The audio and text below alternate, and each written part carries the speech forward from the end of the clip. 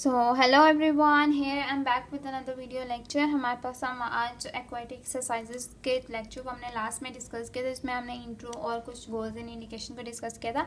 आज हम प्रिकॉशंस और कॉन्ट्रा इंडिकेशंस को देखते हैं। ठीक है, प्रिकॉशंस बेसिकली हमें लेनी इसलिए भी ज़रूरी है एक्वाटिक सेल्स में, क्योंकि बहुत से ऐसे केसेस होते हैं ना जिनमें बहुत ज़्यादा इश्यूज़ हो जाते हैं। बहुत ज़्यादा मतलब आप इतना ज़्यादा कह सकते हो ना कि एकदम से पेशेंट एक स्टेट ही बदल जाती है। आप बिल्कुल आप घबरा जाते हो कि ये हुआ किस वजह से।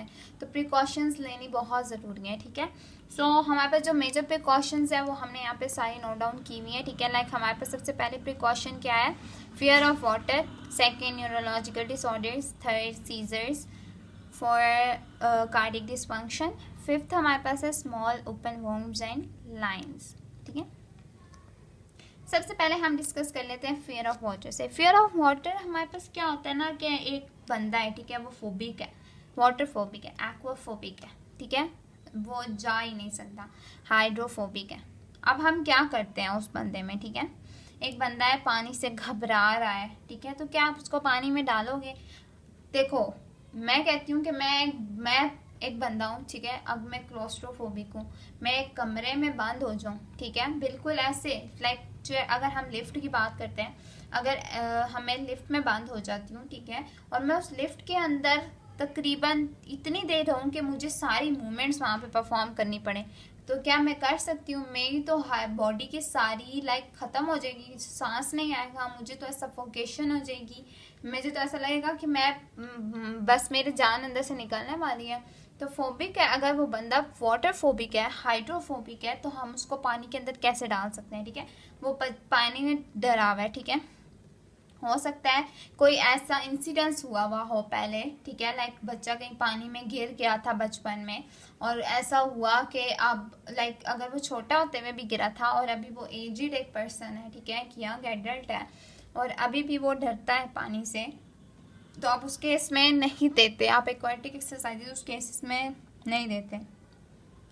मोस्ट ऑफ द टाइम ऐसा भी होता है कि आप कई बार दे देते हो, लेकिन हो सकता है उसके वो इतना इतना ना हो, आप उस पर कंट्रोल कर सक रहे हो, आप उसको साथ साथ लाइक काउंसिल कर रहे हो, इंस्ट्रक्शंस दे रहे हो इस चीज़ के बारे में, तो वो शायद बैलेंस कर ले। ठीक है, लेकिन ऐसा काम होता है। ठीक है, तो वही हमने कहा कि हमारे पास क्या हुआ, फियर ऑफ वाटर क्या करता है, इमर्स एक्टिविटी को बहुत लिमिट कर देता है। ठीक है, लाइक जो हमारे पास रिलैक्सेशन का फेस आ रहा था ना, हमने लास्ट वीडियो में हमने देखा था, जो हमारे पास पेशेंट जनरल रिलैक्सेशन की, वो इसमें नहीं जाएगा। लाइक फियर ऑफ वाटर है पहले से ही, तो पेशेंट कैसे जा सकता है हमारे पास रिलैक्सेशन स्टेट में? ठीक है, दूसरी हमारे पास फेयरफुल पेशेंट है, तो उसकी सिम्टम्स बहुत ज़्यादा एग्रीवेट कर देंगे, हो सकता है वो मसल गार्डनिंग की तरफ चला जाए। ठीक है, हमारे पास स्ट्रेस रिस्पॉन्स देना शुरू कर दे, लाइक उसके मसल्स इतने स्टिफ हो जाएं कि हम उसकी बॉडी को वो अपनी बॉडी को स्टिफ भी कर लेते हैं। कई बार ऐसा होता है पेशेंट बिल्कुल जकड़ जाता है, अपने हाथ पाँव हिलाने नहीं देता। ठीक है, तो हम ये होता है, या फिर अगर आप मूवमेंट करा भी रहे हो तो वो प्रॉपर मूवमेंट नहीं करने दे रहा, ठीक है, इम्प्रॉपर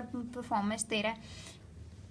ऐसे पेशेंट में ना कभी आप ऐसे लोगों को पानी में डालते को उनकी सारी बॉडी ऐसे होती है जकड़ गई है, लाइक वो हिल नहीं सक रहे होते अपनी जगह से। ठीक है, तो ऐसे पेशेंट्स में हम बिल्कुल बिल्कुल अवॉइड करते हैं फुल प्रिकॉशंस के साथ, या आप ये भी कह सकते हो, पहले तो मैं यही कहती हूँ कि हमें फुली अवॉइड करनी चाहिए, बेहतर यही होता है। ठीक है, नहीं देनी चाहिए, लेकिन अगर ऐसा आपको लाइक है, प्रॉब्लम ही ऐसी है कि आपको देनी मजबूरी है, तो ठीक है, फिर आप दो, लेकिन आप उसमें इंस्ट्रक्शंस के साथ देते हो, लगातार आपने पेशेंट को देखते रहना होता है। ठीक है, तो most of the time we have to give the instruction regarding the effects of immersion, balance, control on the immerse time, proper use of flotation devices। हमें कई बार इंस्ट्रक्शंस वगैरह भी देनी पड़ती हैं कि किस तरह से आपने मूवमेंट करनी, किस तरह से आपने करवाना है सारा कुछ। ठीक है, साथ साथ इंस्ट्रक्शन बैलेंस के टाइम, लाइक जब हम उसको मूवमेंट करा रहे हैं पानी के अंदर, तो ऐसी बात है वो डरा हुआ है, तो हमने हर चीज़ की उसकी बैलेंस, कोऑर्डिनेशन, हर चीज़ देखते रहना। ठीक है, सेकेंड न्यूरोलॉजिकल डिसऑर्डर से जो पेशेंट होते हैं, ठीक है, फॉर एग्जांपल एक एटैक्सिक पेशेंट है, ठीक है, उसकी पर्पसफुल मूवमेंट्स बहुत ज़्यादा हैं, ठीक है, वो एक जगह खड़ा ही नहीं हो सक रहा, हम उसको मूवमेंट कैसे कराएंगे? चलो एक जगह खड़ा हो भी जाए, ठीक है, हो सकता है उसको न्यूरोलॉजिकल कोई प्रॉब्लम हो, ठीक है, हमें उसकी हर चीज़ पता होनी चाहिए। हो सकता है मल्टीपल स्क्लेरोसिस का पेशेंट है, जैसे यहाँ पे उन्होंने एग्जाम्पल हमें बताई हुई है, ठीक है, मल्टीपल स्क्लेरोसिस का पेशेंट है, अब क्या हो गया, मल्टीपल स्क्लेरोसिस का जैसे हमें पता है पेशेंट में हीट इंटॉलरेंस हुई हुई होती है, ठीक है।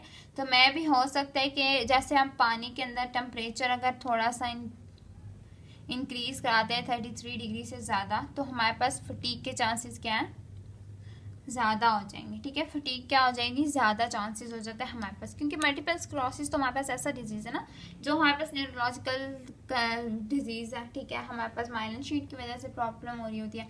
तो आप इससे भी कह सकते हो कि हमारे पास क्या हो रहा है कि अगर मैं कहती हूँ कि ऐसा एक बंदा है, ठीक है, और उस हीट इंटॉलरेंस है, वो हीट को टॉलरेट ही नहीं कर सक रहा, ठीक है।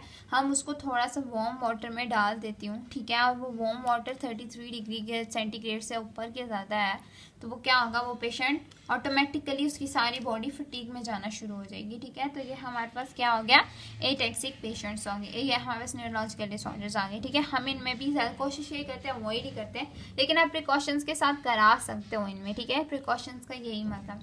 थर्ड हमारे पास सीजर्स आ जाते हैं, ठीक है। सीजर्स में हमारे पास क्या है, पेशेंट अगर मैं कहती हूँ कि फॉर एग्जाम्पल पहले से एपिलेप्सी का डायग्नोस्ड केस है, ठीक है, डायग्नोस्ड केस है, तो आप उसकी मॉनिटरिंग कर सकते हो, आप उसको कंट्रोल कर सकते हो, अगर वो जिन मेडिकेशंस पे उन मेडिकेशंस को कंटिन्यू रख सकते हो, ठीक है। ऐसे पेशेंट में जैसे अगर वो पेशेंट पहले से एंटी एपिलेप्टिक ड्रग्स पे है, ठीक है, तो हमारे पास क्या है कि हम उसको पहले ही ये कर लेते हैं कि हमारे पास पेशेंट सही तरह से लाइक अपनी डोज वगैरह उसने पीरियडली ट्रीटमेंट से पहले उसने ली हुई है, ठीक है, हम ये कंफर्म कर लेते हैं, ठीक है। अगर पेशेंट एंटी एपिलेप्टिक ड्रग्स पे लाइक एसीटाज़ोलामाइड वगैरह ले रहा है पहले से ही, ठीक है, तो हमारे पास क्या है कि हम उसको पहले से ही क्या करते हैं, इंस्ट्रक्ट भी कर देते हैं, साथ साथ हम उसको बताते भी रहते हैं कि आपके अगर हम पानी में डालेंगे तो हो सकते हैं चांसेस सीजर्स के ज़्यादा हो जाए, तो आप मेडिकेशन के साथ आइएगा, ठीक है। Next thing is cardiac dysfunction आ जाती है हमारे पास, ठीक है। कार्डियक डिसफंक्शन में हमारे जैसे अगर एंजाइना का पेशेंट है या बीपी की प्रॉब्लम है किसी पेशेंट में, तो हम उसकी बहुत क्लोज मॉनिटरिंग करते हैं, लाइक लगातार हम उसको हमारे पास क्या था कि हमने क्या क्लोज मॉनिटरिंग हम करते हैं, क्यों हम करते हैं, ताकि हमारे पास ना लाइक कई बार ऐसा होता है, ऐसे पेशेंट्स पे होते हैं कि आप बीपी उनका ना ज़रा सा शूट करते हैं ना, और लाइक उनकी कंडीशन बहुत सीरियस हो जाती है, इतनी सीरियस हो जाती है, कई केसेस में डेथ्स भी देखी गई हैं, ठीक है। तो हमने बहुत बहुत प्रॉपर मॉनिटरिंग के साथ हर चीज़ देखनी होती है, ठीक है। नेक्स्ट थिंग यहाँ से हमारे पास क्या आ रहा है कि हमारे पास जो कार्डियक डिजीज़ है, ठीक है, किसी भी कार्डियक कोई भी कार्डियक डिजीज़ हो, इसमें यहाँ पे कोई स्पेसिफिक डिजीज़ नहीं है, कोई भी कार्डियक डिजीज़ है, ठीक है।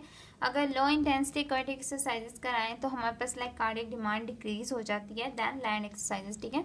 लाइक अब कार्डियक डिजीज़ के पेशेंट्स में अगर आप लो इंटेंसिटी के कार्डियक एक्सरसाइज कराएं तो हमारे पास क्या है कि वो कार्डियक डिमांड को डिक्रीज करते हैं, जो हमारे लिए इफेक्टिव है, ठीक है, पेशेंट्स के लिए इफेक्टिव है, ठीक है।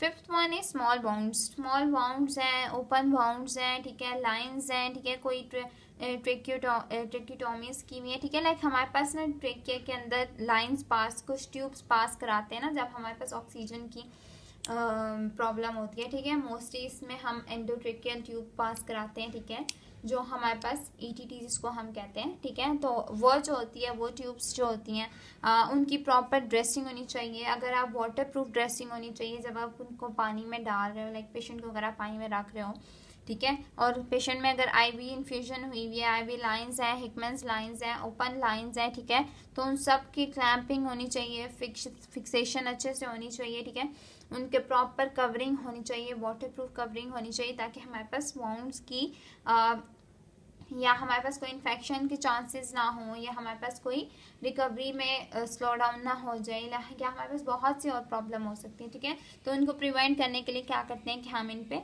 प्रॉपर ड्रेसिंग वगैरह, या हम small wounds, open wounds, lines पे हमारे पास प्रिकॉशंस होते हैं, ठीक है, फुली प्रिकॉशंस के साथ हम देते हैं। ओके फिर हमारे पास कॉन्ट्रा इंडिकेशन आ जाती है। कॉन्ट्रा इंडिकेशन वही है, कार्डियक फेलियर का पेशेंट है, एंजाइना का पेशेंट है तो हम नहीं देंगे, ठीक है। रिस्पिरेटरी डिसफंक्शन का पेशेंट है उसमें नहीं देंगे, उनमें तो बहुत ज़्यादा हम अवॉइड करते हैं, जिसमें वाइटल कैपेसिटी 1 लीटर से कम हो जाती है, ठीक है।